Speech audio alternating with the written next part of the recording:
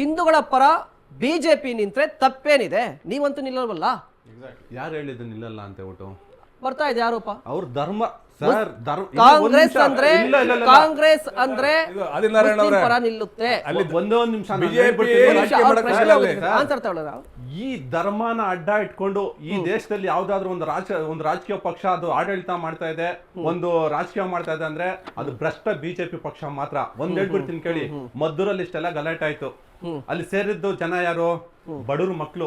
ಅಲ್ಲಿ ಯತ್ನಾಳ್ ಮಕ್ಳು ಬಂದಿದ್ರ, ಪ್ರಹ್ಲಾದ್ ಜೋಶಿ ಮಕ್ಳು ಬಂದಿದ್ರ, ಸಿ.ಟಿ. ರವಿ ಮಕ್ಳು ಬಂದಿದ್ರ, ಪ್ರತಾಪ್ ಸಿಂಹನ್ ಮಕ್ಳು ಬಂದಿದ್ರ, ಯಡಿಯೂರಪ್ಪನ ಮೊಮ್ಮಕ್ಳು ಬಂದಿದ್ರ, ವಿಜಯೇಂದ್ರನ್ ಮಕ್ಳು ಬಂದಿದ್ರ. ಸರ್ ಒಂದ್ ನಿಮಿಷ ಸರ್ ನಾನು ಹೇಳ್ಬಿಡ್ತೀನಿ, ಅವ್ರ ಮಕ್ಳು ಬಂದಿದ್ರ. ಬಡವ್ರ ಮಕ್ಳು ಬಿಜೆಪಿ ಅವರು, ಬಿಜೆಪಿ ಕಾರ್ಯಕರ್ತನ ಸೃಷ್ಟಿ ಮಾಡೋದು, ಕಡೆಗೆ ಬೀದಿ ಹಣ ಮಾಡೋದು. ಅಲ್ಲಿ ಬಂದಿದ್ದವರು ನಮ್ಮಂತ ಬಡಪಾಯಿ ಮಕ್ಳು. ಅವ್ರನ್ನೇನ್ ಮಾಡ್ತಾ ಇದಾರೆ? ಬೀದಿ ಹಣ ಮಾಡ್ತಾ ಇದಾರೆ. ಕರಾವಳಿಯಲ್ಲಿ ಇಷ್ಟು ಜನ ಸತ್ತಿದ್ದಾನೆ, ಯಾವನಾದ್ರೂ ಒಬ್ಬ ರಾಜಕೀಯ ವ್ಯಕ್ತಿ ಮಗ ಸತ್ತಿದಾನ? ಅಲ್ಲಿ ಸತ್ತಿದಾರ ಸರ್? ಸತ್ತಿರೋದೆಲ್ಲ ಬಡವ್ರ ಮಕ್ಳು. ಯಾರು ಸಾಯಿಸಿರೋದು? ಇದೇ ಬಿಜೆಪಿ ಅವರು ಕರ್ಕೊ ಬರೋದು, 500,000 ಕೊಟ್ಬಿಡೋದು, ಸಾಯಂಕಾಲ ಎಣ್ಣೆ ಹೊಡ್ಸೋದು, ಅವ್ರ ಮನೆ ಹಾಳು ಮಾಡೋದು. ಇದ ಬಿಜೆಪಿ ಸಂಸ್ಕೃತಿ? ಇವ್ರ ಧರ್ಮ ರಕ್ಷಕರ? ಇವ್ರ ದೇಶನ ಕಾಪಾಡ್ತಾರ? ದೇಶದ ಬಗ್ಗೆ ಮಾತಾಡ್ತಾರ?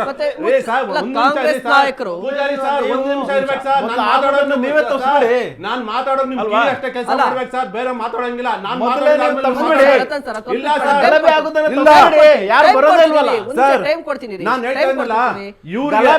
ನಿಲ್ಲಿಸ್ಬಿಡಿ.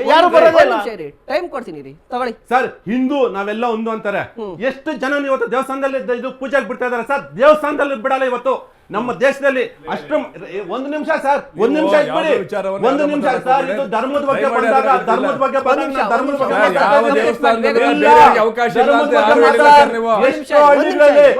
ಎಷ್ಟೋ ಹಳ್ಳಿಗಳಲ್ಲಿ ಇವತ್ತು ಹಿಂದೂಗಳಿಗೆ ದೇವಸ್ಥಾನದ ಪ್ರವೇಶ ಇಲ್ಲ. ಯಾವ ಧರ್ಮ ರಕ್ಷಣೆ ಮಾಡ್ತಾರೆ ಸರ್ ಇವ್ರು? ನಕಲಿಗಳು ಇವರು. ಯಾವ ಸರ್ ಇಲ್ಲಿ ವಿಷಾಂತರ ಆಗೋದ್ ಬೇಡ. ನಾವು ಮದ್ದೂರಿನ ಬಗ್ಗೆ ಮಾತನಾಡ್ತಾ ಇದ್ವಿ. ಮದ್ದೂರಲ್ಲಾಗಿರುವಂತಹ ಗಲಭೆಗೆ ಅಲ್ಲಿರುವಂತಹ ಒಪ್ಕೊಂಡಿದ್ದಾರೆ. ಮುಸ್ಲಿಮರ ಕೈವಾಡ ಇದೆ ಅಂತ ಒಪ್ಕೊಂಡಿದ್ದಾರಲ್ಲ ಸರ್. ಇವತ್ತು ವಿಜಯ ಕರ್ನಾಟಕ ಪತ್ರಿಕೆ ನೋಡಿ. ಒಂದ್ ನಿಮಿಷ ಇರಿ. ಮದ್ದೂರಲ್ಲಾಗಿರುವಂತಹ ಗಲಾಟೆಗೆ ಅಥವಾ ಗಲಭೆಗೆ ಕಾಂಗ್ರೆಸ್ ಪ್ರತ್ಯಕ್ಷವಾಗಿ ಮತ್ತು ಪರೋಕ್ಷವಾಗಿ ಕಾರಣ ಹೇಳ್ತೀನಿ ನಾನು. ರೀಸನ್ ಯಾಕೆ ಹೇಳ್ತೀನಿ ಕೇಳಿ. ಇದೇ ನಾಗಮಂಗಲದಲ್ಲಿ ಕಳೆದ ಬಾರಿ ಕಲ್ಲು ತೂರಾಟ ಆಗುತ್ತೆ, ಗಲಭೆ ಸೃಷ್ಟಿಯಾಗುತ್ತೆ. ಆಗ ನಿಮ್ಮದೇ ಸರ್ಕಾರ ಇತ್ತು. ಆಗ ಏನು ಕ್ರಮ ತೆಗೆದುಕೊಂಡಿದ್ರಿ? ಆಗ ಒಂದು ಕಠಿಣ ಕ್ರಮವನ್ನ ತೆಗೆದುಕೊಂಡಿದ್ರೆ ಇವತ್ತು ಕಲ್ಲನ್ನ ಹಿಡ್ಕೊಳ್ಳೋಕ್ಕೂ ಕೂಡ ಕೈ ನಡಗಬೇಕಿತ್ತು. ಅಂತಹ ಕ್ರಮವನ್ನ ನೀವು ಯಾಕೆ ತೆಗೆದುಕೊಳ್ಳಲಿಲ್ಲ? ಸ್ಪಷ್ಟವಾಗಿ ಡಿಬೇಟ್ ಸ್ಟಾರ್ಟ್ ಆದಾಗ್ಲೇ ನಾನು ಹೇಳಿದೆ, ಒಬ್ಬನ್ನು ಬಿಟ್ಟಿಲ್ಲ. ಇವತ್ತೆಲ್ಲ ಕಂಬಿ ಎಣಿಸ್ತಾ ಇದ್ರೆ, ಜೈಲ್ ಕಂಬಿ ಎಣಿಸ್ತಾ ಇದ್ರೆ ಅಂತ ಹೇಳ್ಬಿಟ್ಟು ಯಾರಿಗೂ ಕಲ್ಲಸ್ದವ್ನ ಕರ್ಕೊ ಬಂದ್ಬಿಟ್ಟು ಬಿರಿಯಾನಿ ತಿನ್ಸಲ್ಲ ಸರ್. ಎಲ್ಲ ಜೈಲ್ ಊಟ ತಿಂತಾ ಇದಾರೆ, ಯಾವನ್ನೂ ಬಿಟ್ಟಲ್ಲ. ಇವತ್ತು ಎಲ್ಲ ಜೈಲ್ ಊಟ ತಿಂತಾ ಇದ್ರೆ. ಹೇಳ್ತೀನಿ, ಇದೇ ಪ್ರತಾಪ್ ಸಿಂಹ ಅವರು ಬಾನು ಮುಸ್ತಾಕ್ ಬಗ್ಗೆ ನಮ್ಮ ಇವರು ಬಿಜೆಪಿ ಹೋಗ್ತಾರೆ ಮಾತಾಡಿದ್ರು. ಯಾಕೆ ಸಂವಿಧಾನದಲ್ಲಿ ಏನಾದ್ರು ಇದೆಯಾ? ಅವರು ಉದ್ಘಾಟನೆ ಮಾಡ್ಬಾರ್ದ ಸರ್? ಇಲ್ಲ, ಇವ್ರು ಮಾತಾಡಿದ್ರಲ್ವಾ ನಮ್ಮ ಬಿಜೆಪಿ ಆಗ್ತಾರೆ ಸರ್. ಒಂದು ನಿಮಿಷ ಅವ್ರು ಮಾತಾಡಿದ್ರಲ್ವಾ? ನಿಮ್ಮ ಪಾಯಿಂಟ್ ನಾನು ನೋಟ್ ಮಾಡ್ಕೊಂಡಿರೋದು, ನಿಮ್ಮ ಪಾಯಿಂಟ್ ನಾನು ನೋಟ್ ಮಾಡ್ಕೊಂಡಿರೋದು ಸರ್. ಬಾನು ಮುಸ್ತಾಕ್ ಬಗ್ಗೆ ಮಾತಾಡಿದ್ರಲ್ವಾ? ಬಾನು ಮುಸ್ತಾಕ್ ಯಾಕೆ ನಾಡ ಹಬ್ಬ ದಸರಾ ಒಂದು ಉದ್ಘಾಟನೆ ಮಾಡಂಗಿಲ್ವೇನ್ರಿ? ಅವ್ರಿಗೆ ದೇಶದ ಪ್ರಜೆ ಅಲ್ವೇನ್ರಿ? ಯಾರ ಸಂಪ್ರದಾಯ? ಸಂವಿಧಾನದಲ್ಲಿ ಇದೆಯಾ ಉದ್ಘಾಟನೆ ಮಾಡಬಲ್ಲ?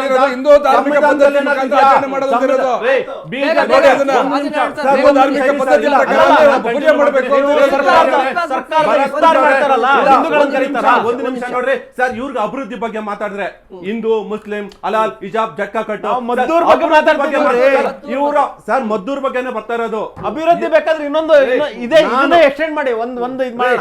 ಏನ್ ಮಾಡಿದ್ದಾರೆ ನಾನು ನೋಟ್ ಮಾಡ್ಕೊಂಡು ನೀವ್ ಏನ್ ಮಾತಾಡೋದು ಅದ್ರ ಬಗ್ಗೆ ಮಾತ್ರ ಮಾತಾಡಿ. ಪ್ರತಾಪ್ ಸಿಂಹ PIL ಆಗ್ತಾರಲ್ವಾ? ಯಾಕ್ರಿ ಈ ದೇಶದ ಪ್ರಜೆಲ್ವೇನ್ರಿ ಬಾನು ಮುಸ್ತಾಕ್? ಅವ್ರಿಗೆ ಒಂದು ಅಕ್ಕಿಲ್ವೇನ್ರಿ? ನಾಡ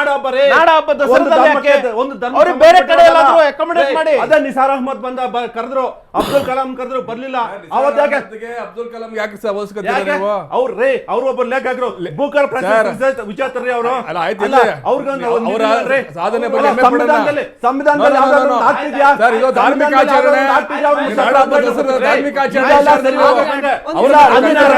ನಾವು ಒಪ್ಪಲ್ಲ ಸರ್.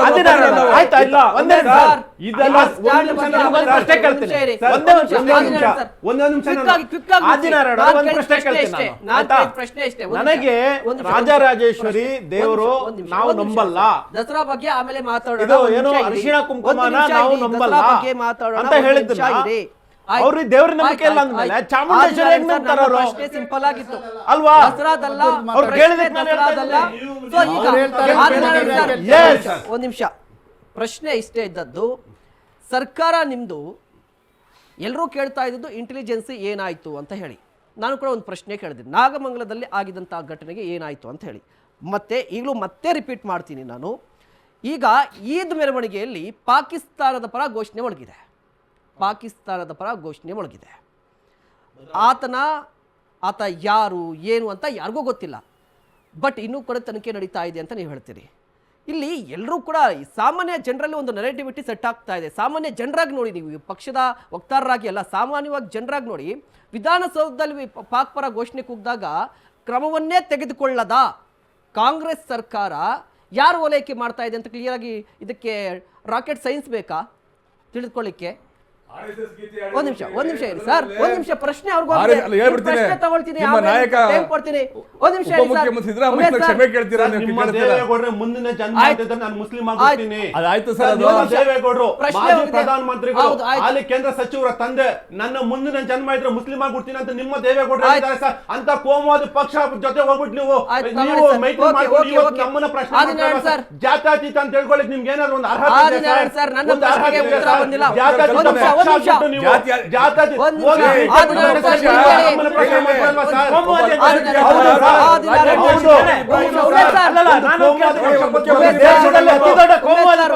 ಕಾಂಗ್ರೆಸ್ ಪಕ್ಷ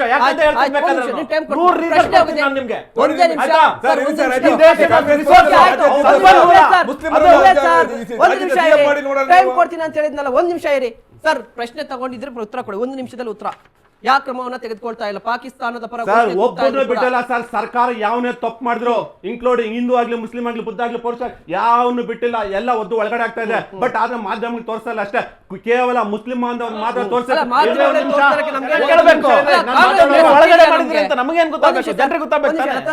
ನಮ್ಗೇನ್ ಕಾಂಗ್ರೆಸ್ ಮೇಲೆ ಸಿಟ್ಟ? ಸಿಟ್ಟಲ್ಲ. ಯಾಕೆ ಸರ್ ಇವತ್ತು ರಾಯಚೂರಲ್ಲಿ ನನ್ನ ಪ್ರಶ್ನೆ ಇದ್ದದ್ದು